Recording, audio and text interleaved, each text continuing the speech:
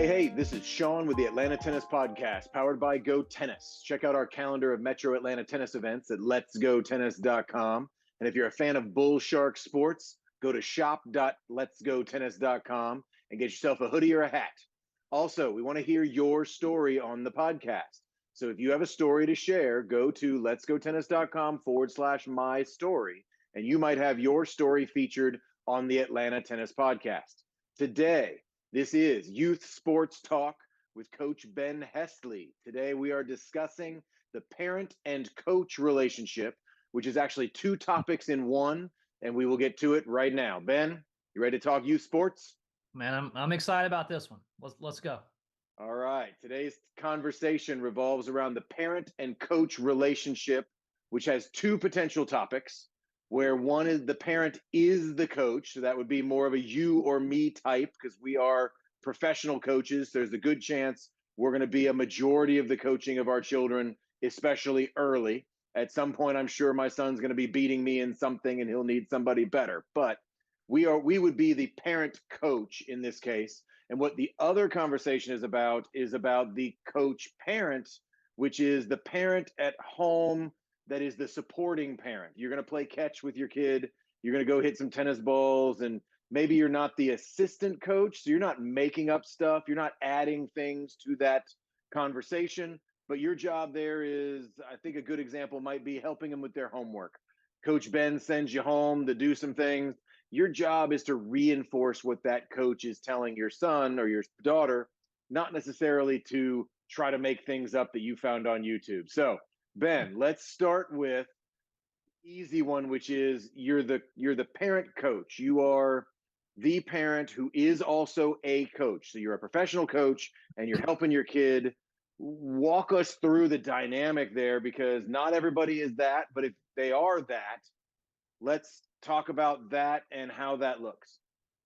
Yeah, I think for starters, parent coaches are vastly important. I mean, in a lot of sports, they're a necessity.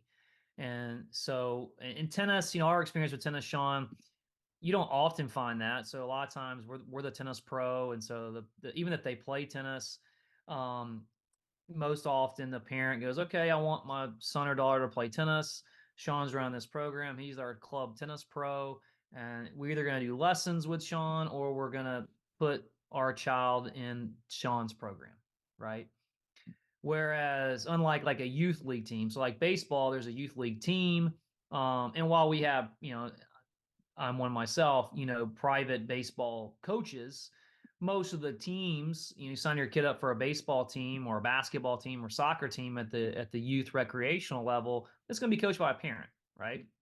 And how does that parent navigate that and coach these other kids alongside and in concert with their own child, and we all know the difficulties that can create. So I'll start just sharing something that I do with my own kids. And we started really this past year. I tried it a while ago, and my son was a little young to kind of comprehend it. But I think it's because he called me dad on the field or on the court before, and then we were trying to switch to him calling me coach. And that was a little challenging, but I think if you start it right away, like day one right away, it's most helpful. But we have gotten to that point in the last year. And so just want to share with our audience, I have my kids call me coach. So when we're on the field or on the court, my kids come to my summer camps. So in summer camp setting, they call me coach the whole time. Anytime it's formal instruction, it's coach. And then when we're off the field, off the court, in the car, whatever, I'm dad. And that's really helped our relationship. It's also helped me formulate and kind of really compartmentalize, the difference between being a father and being a coach of a young athlete, even though that young athlete is biologically attached to me. And I learned that through my certification with USA Baseball. And I think that's something that just food for thought that all governing bodies should think about, that baseball actually has. And if parents want access to it, you can go to USA Baseball's website, and there's a youth baseball manual. And in that manual is some advice on coaching your own child. And so part of my certification was actually taking a course on coaching your own child. And the number one thing I gained from that course was having your child call you coach when you're in the coaching setting. And is that because of the parent-child relationship, or also because what it does to the dynamic of the players on the field, where that kid is more part of the team than they would be if the other kids are constantly reminded that you're dad also? Yeah, I think it does. I think it helps my own child with the dynamics of the team. He's not to use the term ostracized, but they're not like, okay, here's the coach's kids, they're on this pedestal, right? It's, hey, Which we all grew up with that, where the yeah, coach's kid he's was just something another, different. yeah, it's something different, right? And what's that going to mean, right? And so you often have two extremes, right? You have the notorious coach's kid who gets all the primo spots and all the spotlight attention because that's my kid, and this is really what I'm here about. You guys are just little underlings, just happen to be here to fill space, while I showcase my kid. Or the other extreme, which is like, I don't want to look like that guy, so I'm going to be as far removed from that player as from that person as possible. So I'm not going to give my kid the credit that maybe he deserves because I don't want to look like the coach dad that always has my kid in the primo positions and in the spotlight. Yeah, and So that makes a lot this of kind of sense because balances we it. end up yeah, you have those two extremes, and we look for that. In this case, it's not even a happy medium, it's a professional relationship. And I would guess most baseball, football, soccer, I know a lot of soccer, there's rarely that professional soccer coach that's out there coaching your 8 and under soccer team. It really is just one of the kids' dads or one kids' Yeah. moms that's out there that's really just helping. And maybe they know some soccer, maybe they don't. Either way, they work as a team. Good job, little Johnny. But then you have that non-coach relationship versus the coach relationship. But I like that one line, that starting point that says coach on the field, dad at home. I think that's a great start. Yeah. Well, what happens interestingly is it'll segue off the field in the coach. We were at in fact just this weekend, kid on our team. We had a game and the kid came over afterwards and they're just hanging out and they're shooting hoops, whatever, being kids. I walk out just to check on them. And my son I said something to him. I don't remember what it was. Hey, we're having dinner at 6 o'clock. We're gonna try to eat by 6 o'clock, something like that. And Turner says, "Okay, coach." And the other kid's like, "Why don't you call your dad coach?" And he's like, "I don't know, I just whatever." Well, dad was in Yeah, coach mode. He was telling me whatever. what time to But be somewhere. I mean, what's funny about our middle school baseball team is because a lot of the kids now that we play with, they in tennis or baseball, they know my son. But a lot of them, and then we do camps. All the kids, we know each other from the neighborhood or school or whatever. So they all know who I am, right? But on our middle school team this year, there were a couple kids that didn't know my son, and so with him calling me coach, I mean, it was like a few practices before a couple of them figured out that he was biologically mine. Mm-hmm. It was like, wait, that dude's your dad? Like, oh, okay. Yeah, I've got a niece in one of my tennis classes, and she calls me Coach Shaun, and I think she actually calls me just Coach Shaun at home too, Yeah, when yeah, we're yeah, when we're together as a family, which is fine. But that was just kind of how she first really got to know me, was Coach Shaun. So we have the opposite thing where when we're at home, I have to remind her, I'm like, I'm also Uncle Shaun. If you want to call me that, that's okay. So we can kind of relax a little bit in that relationship. So now transitioning to the parent that isn't coaching. I'm the parent on the sideline. I'm watching my kid play soccer and I see what's going on and I hear what the soccer coach is saying.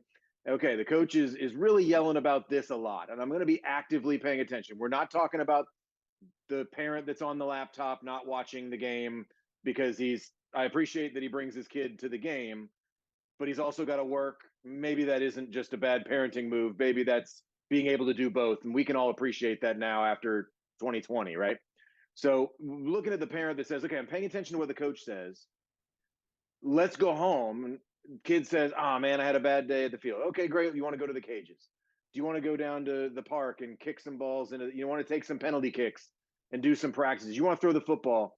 And I want to go home and I want to play catch with my kid. I can't wait to play catch with my son. Right now he's 1, or bounce yeah. catch is as far as we can go.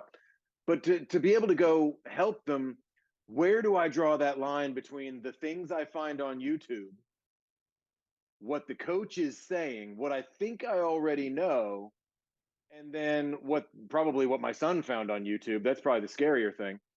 And being able to balance that and just really, do I need to be the supportive parent helping them with their homework? Your teacher teaches you this way, and not pick that fight. Well, unless you want to spend an absorbent amount of money, every parent at some point is going to have to help their child with their sport. Even if it's just as simple as going in the backyard and playing catch. Even if it's simple as going in the backyard, hey, I'm the goalie. See if you can kick it past me. That sort of thing. Because, and I say a lot of money. I mean, private lessons. I mean, it's what we do, right?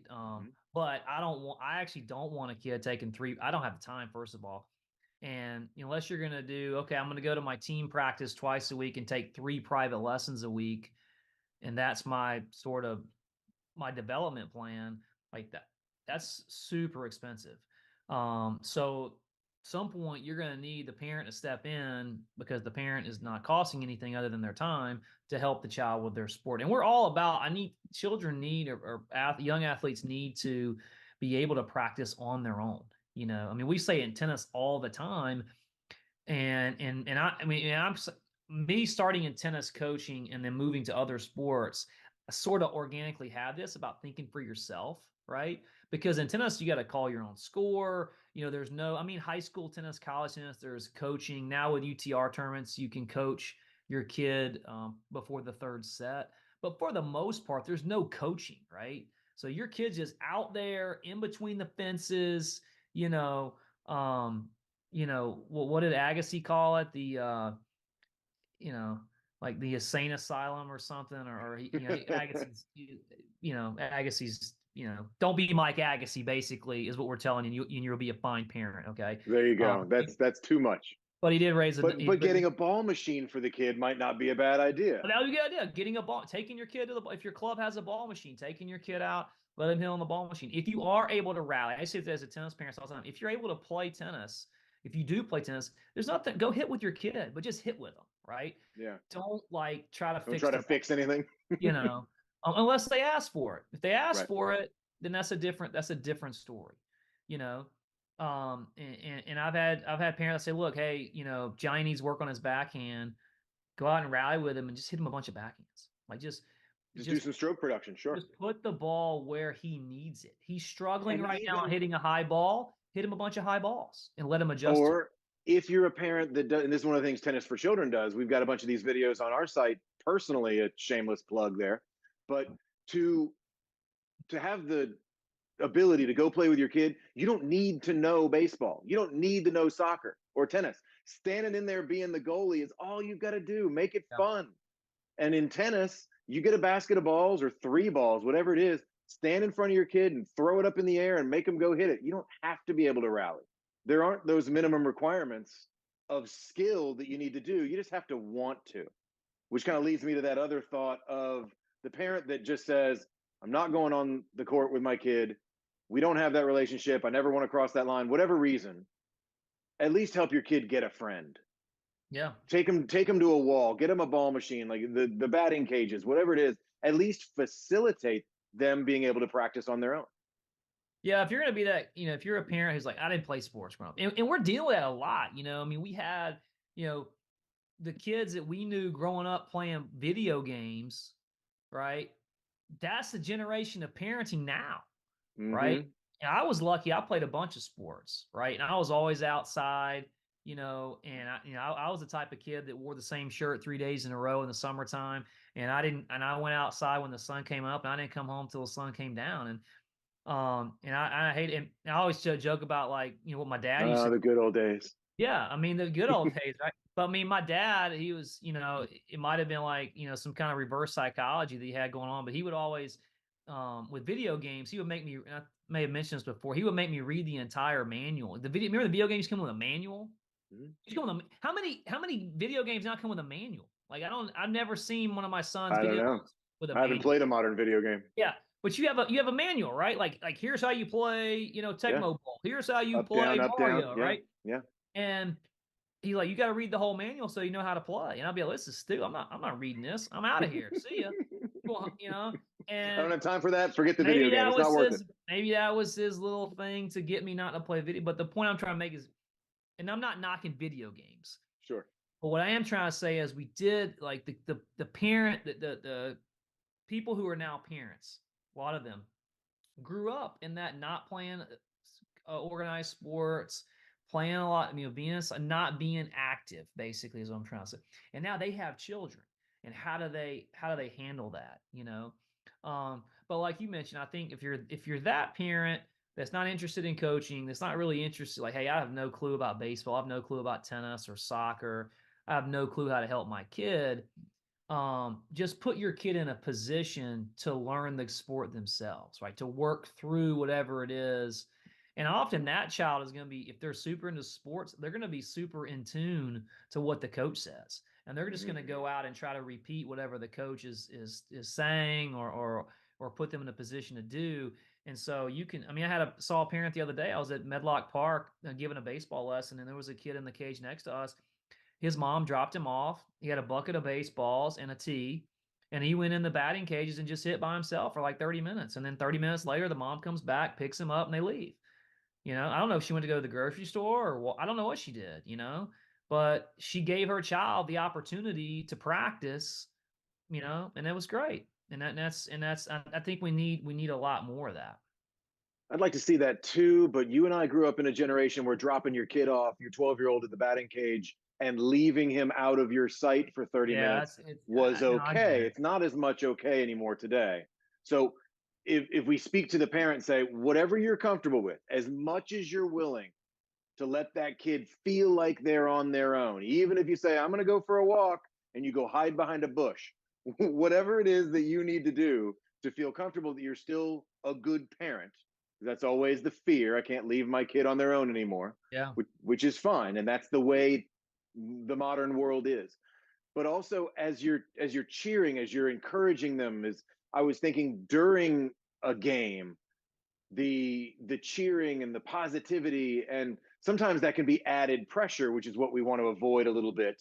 But I think that's a different conversation that says how to be the cheering parent in the stands. Maybe we did a different topic at that point with We another could few go minutes. so many different ways on it. And I'll tell you what, it's individualized. If I hear you'll see online, don't talk to your kid while they're playing, or cheer for your kid, or don't cheer for your kid. When I hear a parent say something out loud, right? Whether it's cheering, whether it can be classified as instruction to their child, the very first thing I do is I look at the child. If the child has a neutral or positive reaction, I just let it go. Maybe there's a relationship thing there I don't know about. Maybe that kid likes that reinforcement of his parents saying something to him before he steps up to the plate. I don't know. But if I look at that child and he goes, I know, okay, there's probably an issue there, right? That I need to be aware of, and maybe do something about it, maybe not.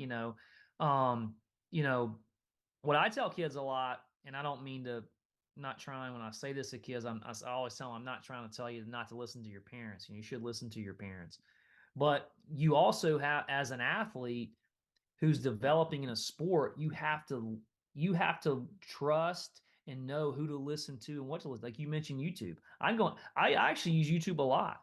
I use it for confirmation sometimes. I think I have There's this. a lot of good stuff out there. I wonder if I'm the only one that thinks this, and I'll look it up. Okay, or am I crazy? Am I batshit crazy about this thing? Let me see if I am. Oh God, I am. But that doesn't mean. But it's just like reading the news, right? I always tell you when we were growing up, don't believe everything you read, or don't believe everything you hear. Right? It's the same thing. You can't trust everything on YouTube, but there is some really good stuff on it. You just have to know how to navigate and what works for you. And so, as a parent, just figuring out what works for your kid is, at least as a coach, is what's most important, right? And notice, hey parents, notice that the coach is looking at the relationship you have with your child. That is a thing that is noticed. That is a thing we as coaches pay attention to, because at some point that becomes a conversation that the three of us are going to have: coach, parent, child.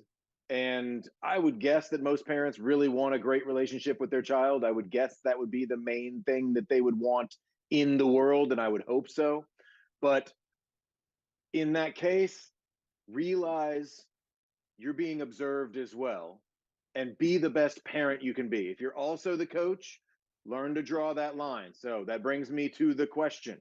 Ben, did we answer the question, that coach parent relationship, how to draw that line? Did we answer that? What's our final word on that? I think we did. I think we did. I think it's um, it's up to each individual. You got to sort of know the temperament of your kid and what's best for them, right? And that's where you go from coach centered to athlete centered. I always tell kids, the golden rule is do unto others as you would have them do to you. The platinum rule, which we try to go by, is do unto, is basically do unto others as they would have done to themselves. So you have to know what everybody likes and try to live within that, right? Um, bottom line though, if you are the coach parent, have your kid call you coach. I mean, it's not a bad thing. It's been very helpful for my relationship with my children. Sets a good tone for the team that we're all here for the same reason. We're all living under the same rules. Nobody is more special than the next. And just having your kid call you coach, I think does them a lot of good deal, because there is a lot of innate pressure on a child who's playing for their parent. And it sets the psychology really well to have them call you coach. I love it. Ben Hestley, Youth Sports Talk. Thank you so much. We'll see you again next week. All right. Hope that helped everybody.